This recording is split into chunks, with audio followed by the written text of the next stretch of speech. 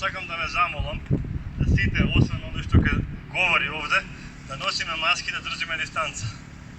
Заради наша безбедност и заради законските прописи за кои утре може да бидеме гонети. И благодарам за тоа. Бидејќи сакаме оваа наша држава, Република Македонија, ја почитуваме и денеска ја браниме овде, јас ќе ве замолам да ја слушнеме прво химната на државата.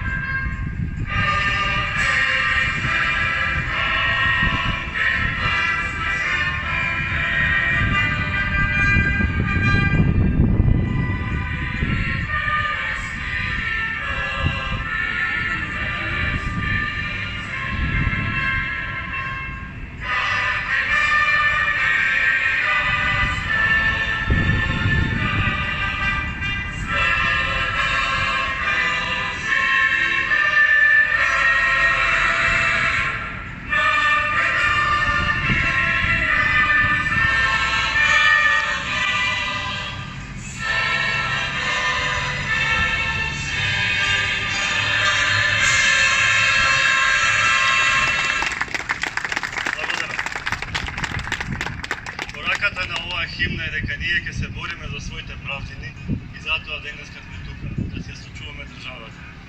Има една интересна случка, ситуација која што на овие балкански простори се случува постојано. Ќе објаснам накратко. Еден висок владин функционер, представник владата, отишол на саем. Не од Скопска, бидејќи Скопскиот саем го продадоа. Немаме ние веќе саем овде. Отишол на еден земјоделски саем и отишол да си го продаде својот трактор. Поминуваат луѓе, го гледаат најнов трактор со сите пропратни елементи и се чудат и го прашуваат: добро човек, зошто го продаваш овој трактор? Ќе ти користи многу во животот, ќе заработиш од него. Одговорот на функционерот беше: што ќе ми е тракторот кога си ја продадам државата и земјата?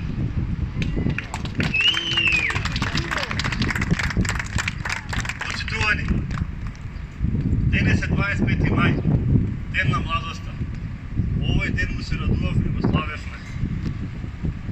Бидејќи верувавме дека во младите е идната. А каде се сега младите?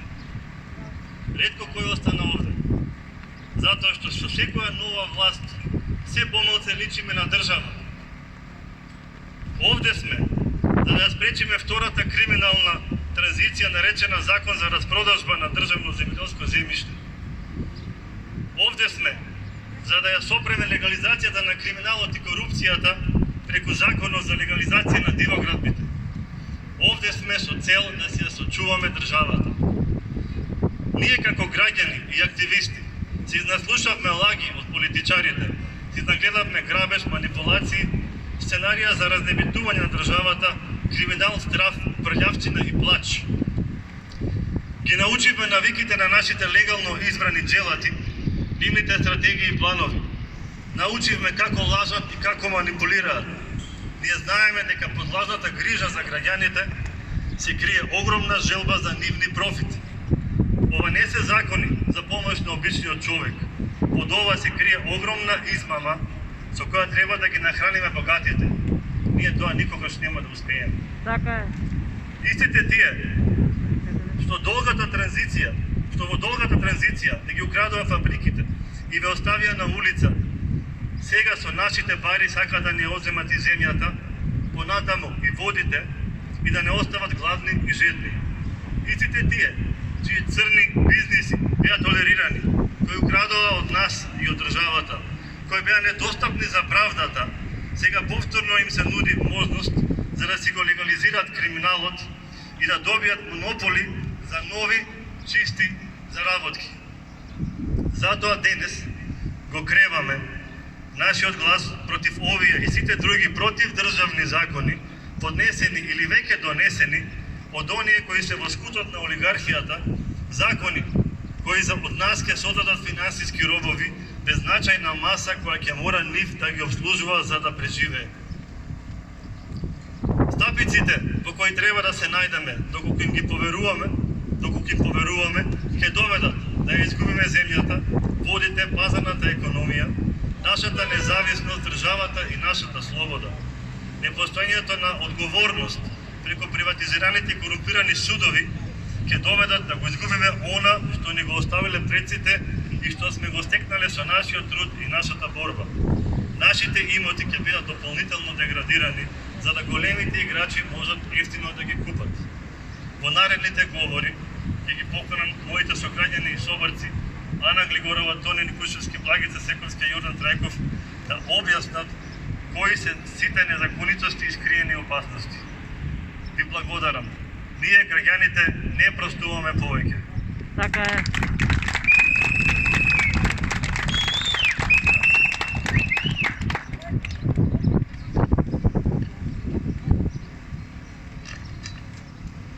Ќе мора да ја тргнам маскава. Во контекст на Марија Ненови, тоа што го зборуваше, денеска е 25 мај, ден на младоста, символичен ден кога ние бевте деца, се радувавте на нашето среќно детство, кога ги немавте овие проблеми за кои ќе зборуваме денес. Заради кои проблеми сме собрани овде. Еден од најголемите проблеми кои не тишти сите нас, не нервира, е проблемот на предлог законот за легализација на дивоградбите. Замислите, они по трети или четврт пат легализираат дивоградби.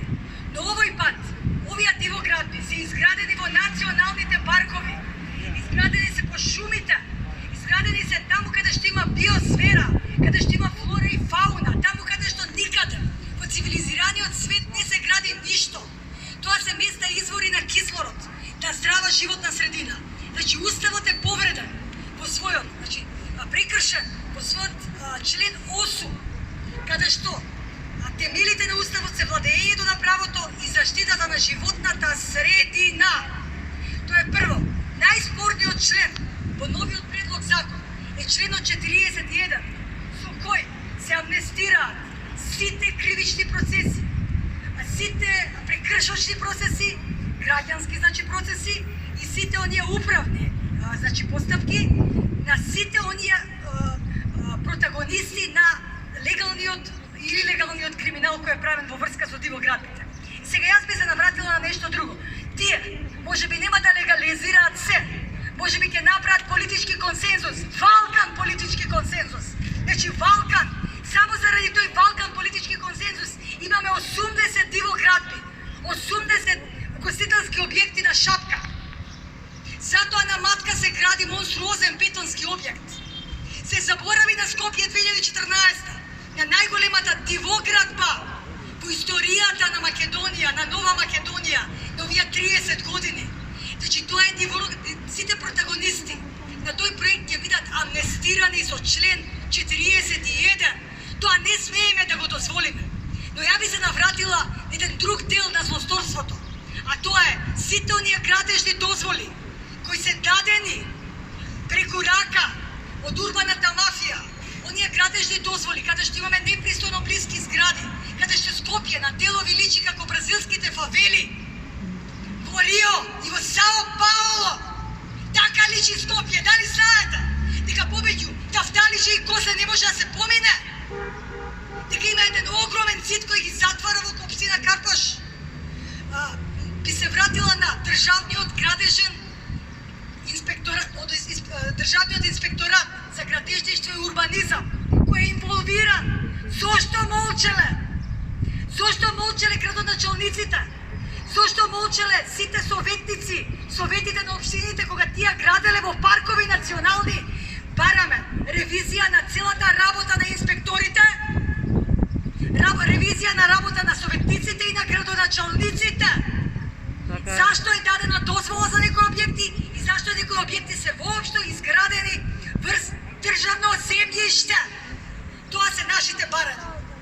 Стоп за овој закон. Повлекување комплетно и ревизија.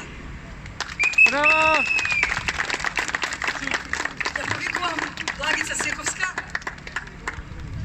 Повели Благица.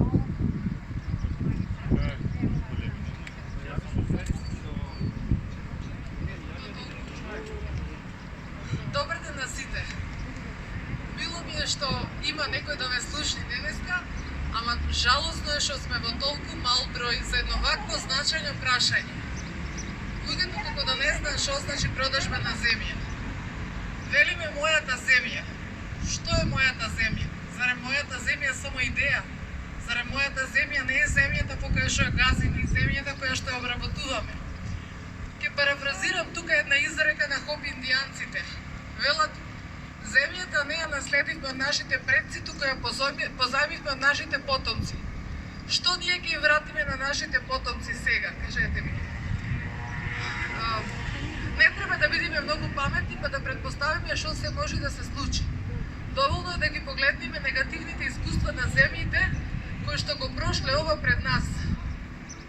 Земјите од бившиот источен блок пред своето влекување во ЕУ имаа слични вакви закони за доброто на народот, во име на народот. Исто како што фабриките се распродадаа во име на народот и работниците се офајди од нивната распродажба. Исто се случува и со земјата. Само што можеби многумина мислат, па мене не ме засега, јас немам земја, не сум земјоделец, нека се грижат земјоделците, жалосно, но тој е тој себичен човечки дух кој мисли само на себе. За жал не е така. Не е толку едноставно, не се само земјоделците засегнати. Продажбата на земјата, која што значи храна, земјата како ограничен ресурс, ограничен природен ресурс, многу важен, многу стратешки, значи производство на храна. Без храна нема живот. Доколку земјата е откупат 2, 3, 5, 10, па и 50 луѓе, велепоседници, така наречени барони на земјата, како што се случи во Романија. Што ќе се случи тогаш? Наместо да ги имаме овие наши убави зелени пазари, со безброј земјоделци кои што продаваат различни производи, со конкурентни цени, кои што можеме сите да си ги дозволиме, ќе порасне цената на храната. А со самото тоа ќе падне стандардот на сите нас.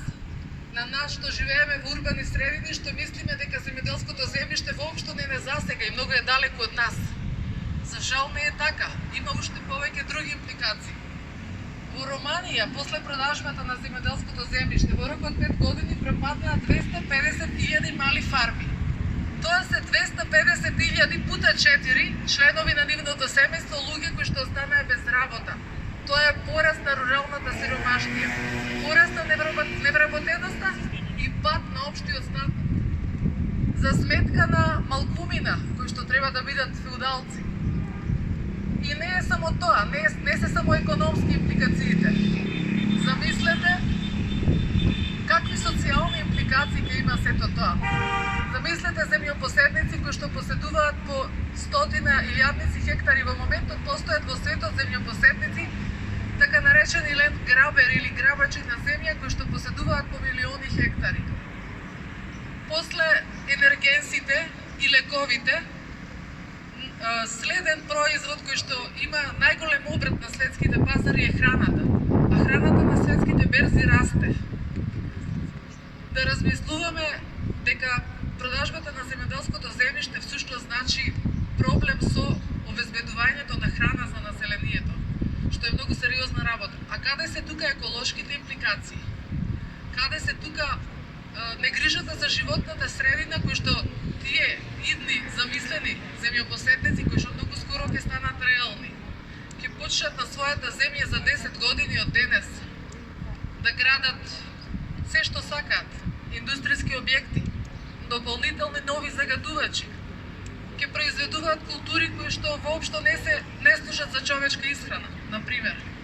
Можат да отворат ако сакаат и руднички коп, се што сакаат можат. Земјата ја поседуваат. Да, навистина земјата е расцепкана и треба да се консолидира земјоделското земјиште, но не со продажба. Во целите на законот за продажба на земјоделското земјиште владата напишала еден од целите дека е развој на земјоделството. Кажете ми како ќе се развие, јас не гледам да разбирам. Или рационално искористување на ресурсот земјиште. Исто не можам да видам рационалноста на искористувањето. Со еден збор, јас сум против овој закон. Овој закон е екстремно штетен и ја повикувам владата да го повлечи. Ви благодарам. Јордан Тајко повели.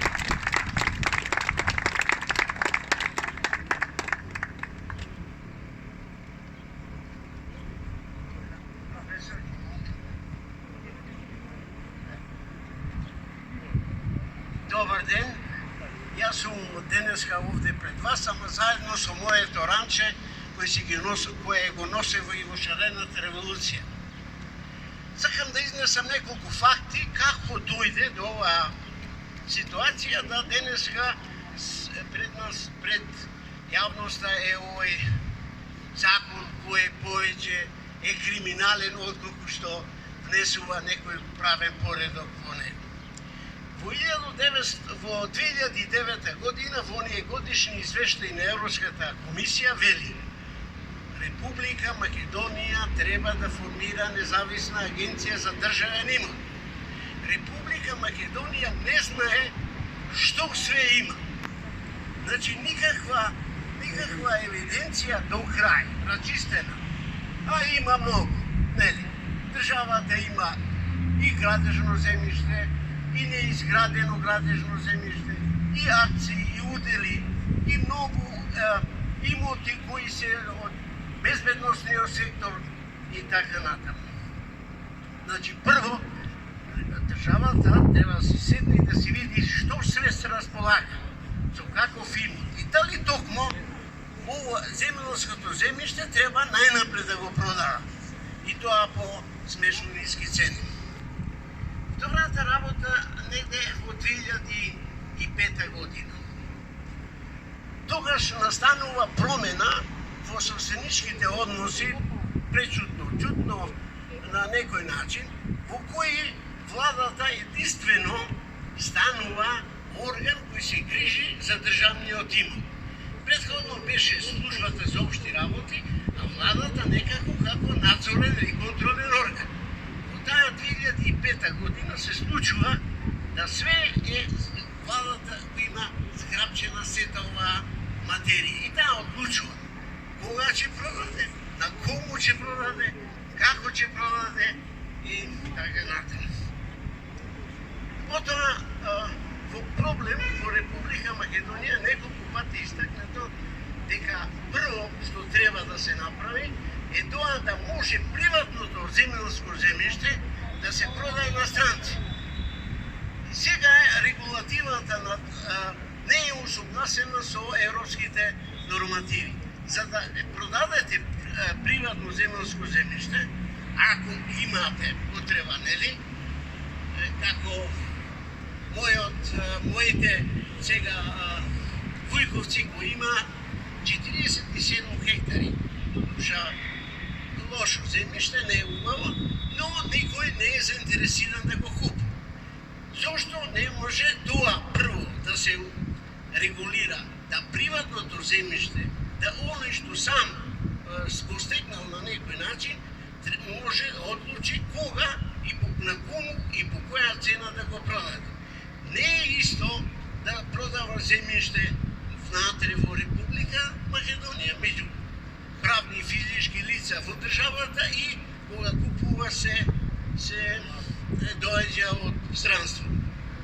Затоа што секогаш тука се вмешува Министерството за правда и одлучува дали ќе даде позитивно мислење да може странецот да го купи тој приватен имот.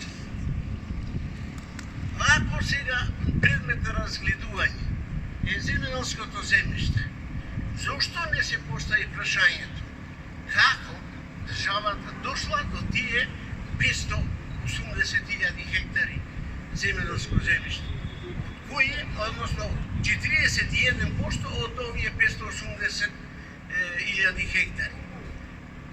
Може би треба прво да се обештетат или да им се врати на оние земјоделци кои за да бидат вработени го здружиле во земјоделски задруги или го здружиле во комбинати и да стигнат право на работа. Но тоа после неколку години тоа они остануваат исто така без работа поради технолошки вишоци или некои други работи.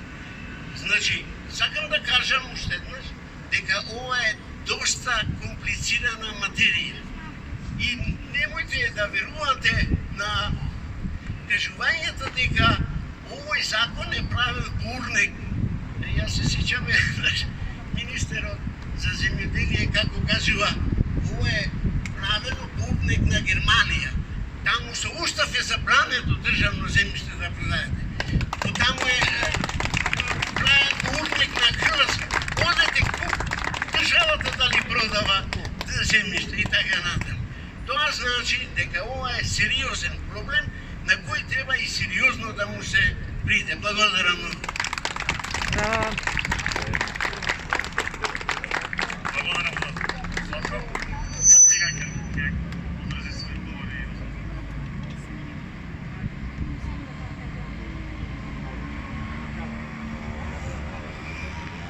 Добар ден на сите. Ви благодарам што дојдовте тука. Почитувани граѓани на Македонија, предложениот нацрт закон за распродажба на земјоделското земјиште не е за земјоделците да се стекнат со земја, туку тоа е приватизација 2.0. Првата приватизација беше за приватизација на фабриките. Знаеме како заврши тоа, со каков грабеж, и последиците од тоа беа се дека имаме неколкумина олигарси и 80% сиромаштија во Македонија. Кажете ми дали има само еден земјоделец кој што има 100.000 евра да даде за 10 хектари. Јас лично не познавам таков и не верувам дека има. Од друга страна, дилот за олигарсите и за странците со сомнителни намери и со сомнително потекло на пари ќе биде дека за само 200.000 ќе купат, послушайте ме добро, 100 хектари, не 10. Тие сакаат да купат ефтино земјиште и тие се грабливци. И оваа појава се вика грабање на земја, land grabbing. Така е. Нема аер за граѓаните на земјите што го имаат направено тоа, а оваа појава ќе ја видите во земји кои што се сиромашни и чии што влади лесно се манипулираат и каде што цвета корупција. Нема среќа за жителите на таквите земји. Нема да има среќа и за нас. Ќе се растури нашата земја. Ние сме мала земја по површина, имаме ограничено земјоделско земјиште. Ако го дадеме тоа, ќе останеме без храна. Ќе се растури државата. Грабливците не сакаат да произведуваат храна на таа земја. Тие ги сакаат своите профити. А уште повеќе, со овој нацрт закон, им се дава можност за урбанизација и за експлоатација на минералните суровини под почвата. Им се дава можност за екстра профит, пак по нашиот грб. Не смееме да го дозволиме тоа, затоа што после ваквата распродажба од Македонија нема да остане ни М. Ова ќе биде последниот клинец во ковчегот на Македонија. На владата на Македонија и препорачуваме, бараме од неа, да ја елиминира ова страшна, ужасна идеја, да го повлече тотално овој нацрт закон. На партиите кои што се дел од владината коалиција. Вакво нешто немавте во вашите изборни програми. Ставите го ова во вашите изборни програми на некои наредни избори да видиме дали воопшто некој ќе гласа за вас. До опозицијата рековте дека ќе дадете конструктивни амандмани на овој нацрт закон. Не. Ова не е опција за нас, македонските граѓани. Не се дискутира по ова. Ова се елиминира. Така е. До членовите на ДУИ, СДСМ, ВМРО, ДПМНЕ. Ве почитувам. Добро е сте одбрале политичка опција. Но не треба да давате бланко доверба на вашите лидери. И тие се луѓе и тие знаат да сгрешат. Ако ваш другар почне да пие, ќе го фатите ли? Ќе му удрите ли една заушка за да престане? Ако ваш другар почне да се дрогира, што ќе направите? Ако ваш другар сака да се самоубие, ќе го повлечете ли од мостот? Повлечете ги вашите лидери. Прават грешка. Така е. До председателот на Македонија, господинот Стево Пендаровски. Пред избори и за избори велевте дека сакате да бидете татко на нацијата. При инаугурацијата рековте дека сакате да бидете татко на нацијата. Браво што не го подпишавте законот за легализација на урбаниот криминал. Но рековте и дека ќе го подпишете ако дојде втор пат кај вас, затоа што немате опција. Затоа што тоа е реактивно. Чекате да дојде нешто до вашата канцеларија. Нацрт законот за распродажба на земјоделско земјиште е се уште во влада. Ако сте татко, сега треба да ги удрите вашите деца. Децата се ударат пред да се скрши стомната. Така е. Сега треба да реагирате. Уште вечер викнете ги вашите советници, прочитайте го добро законот и ќе го видите тоа што ние го гледаме. Ужасната опасност за разнебитување на нашата татковина. А вие доаѓате и од безбедноста. Ова има и безбедносни импликации овој закон за Македонија. Значи прочитајте го, видите го тоа. И утре, кога ние Граѓански фронт ќе дадиме барање писмото од владата, очекувам и таму да има и ваше писмо со кое што барате од владата да го повлече овој нацрт закон, да ја елиминира оваа идеја. Сега, додека ја во зародиш, кога ќе дојде кај вас, ќе биде предоцна. Така ќе покажете лидерство. Така ќе покажете дека сте татко на оваа нација и дека се грижите за сите граѓани. Воспротивно, ако чекате да овој закон дојде кај вас, господине Пендаровски, на подпис, тогаш вие сте само еден архивар на законите. Се надевам дека ќе одберите мудро и правилно. И ако владата не слушне нас и вас на наредното собирање, на наредниот протест, не треба јас да стоам тука, туку вие да стоите и да ги повикате граѓаните да се избориме за нашата земја, Македонија. Така е. Благодарам. Браво.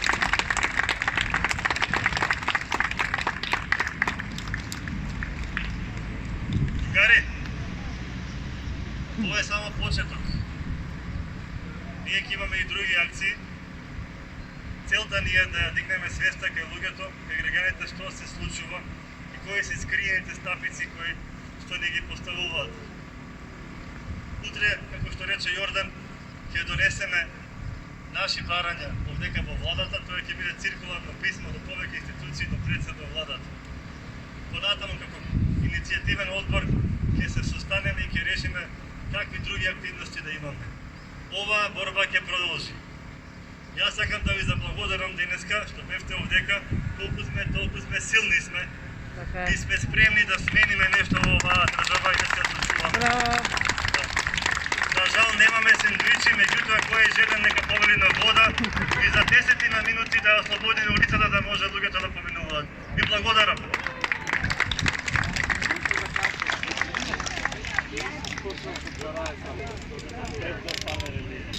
Bye bye.